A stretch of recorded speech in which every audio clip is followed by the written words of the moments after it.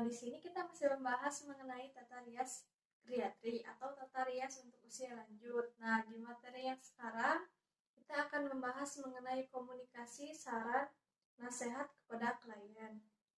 Nah, sebelum masuk ke materi tersebut, kita akan membahas tentang materi yang minggu kemarin. Di minggu kemarin kita telah membahas mengenai teknik menutup kerutan pada area-area yang terdapat kerutan pada usia lanjut. Setelah kita mengetahui teknik, di materi tersebut kita juga melakukan teknik merias wajah geriatris. Nah, di situ kita mengaplikasikan make up dan teknik cara untuk make up usia lanjut. Setelah itu kita memasuki pemberian saran kepada klien. Nah, dalam pemberian saran tersebut terdapat dua hal yang harus kita ketahui. Yang pertama, mengomunikasikan saran atau nasihat kepada klien. Nah, dalam mengomunikasikan saran atau nasihat kepada klien tersebut, kita harus komunikatif. Nah, komunikatif itu supaya mudah dimengerti oleh klien, sopan, dan ramah, serta tidak mendikte seperti menggurui gitu ya. Nah, jadi kita jangan menggurui mereka seperti itu. Nah, selanjutnya mengomunikasikan saran atau nasihat. Nah, dalam mengomunikasi saran nasihat ini, kita memberikan saran untuk merawat kulit wajah di rumah setelah tata rias geriatri.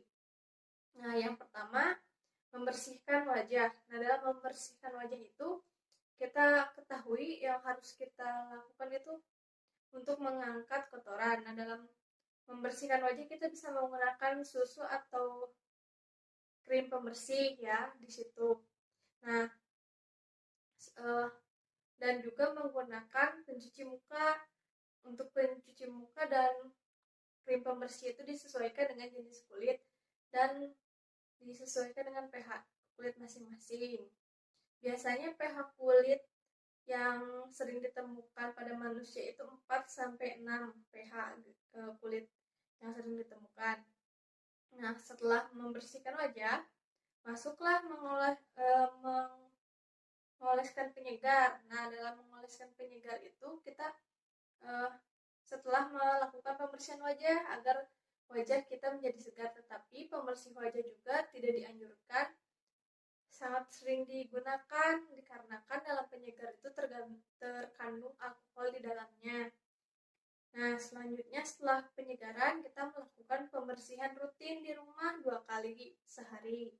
Nah, 2 kali sehari itu dilakukan dalam pagi dan malam. Untuk pagi biasanya digunakan sebelum menggunakan make up atau mau istirahat seperti itu. Nah, untuk yang malam juga sama itu, tetapi itu digunakan setelah selesai tata rias. Nah, setelah seperti bermake up dan merias wajah geriatri, setelah beres kita membersihkannya dikarenakan ketika akan tidur wajah tuh harus bersih dari kotoran dan make up. Dikarenakan ketika tidur kulit kita bergenerasi. Nah, selanjutnya mengoleskan krim malam. Nah, krim malam di sini sangat dianjurkan karena kan untuk menjaga kelembaban kulit ya, yang di dalam itu biasanya terdapat vitamin E, kolagen, dan plasenta. Nah, selanjutnya setelah mengoleskan krim, kita membaca produk. Nah, dalam membaca produk kita harus memperhatikan tanggal kedaluarsa, komposisi, serta cara pemakaian. Nah, ketiga hal tersebut kita harus diteliti dikarenakan kalau misalnya kita nggak dibaca dan nggak diteliti sesuai dengan jenis kulitnya masing-masing, itu akan berdampak buruk bagi kulit kita, soalnya dimana kita tidak cocok dengan semua produk seperti itu yang bisa mengakibatkan iritasi dan berjerawat.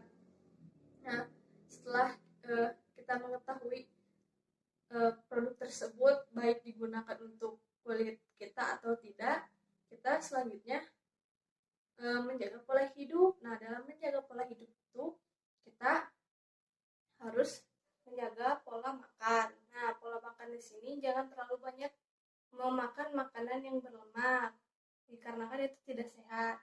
Selanjutnya, meminum air 8 gelas sehari, di mana itu sangat bagus ya untuk kesehatan. Setelah itu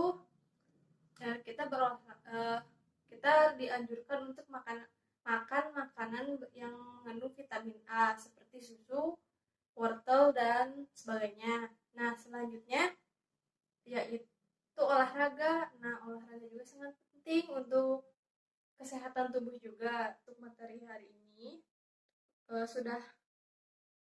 materi sudah dipaparkan semua. Mohon maaf apabila terdapat kesalahan dalam pengucapan atau kata-kata. Wassalamualaikum warahmatullahi wabarakatuh.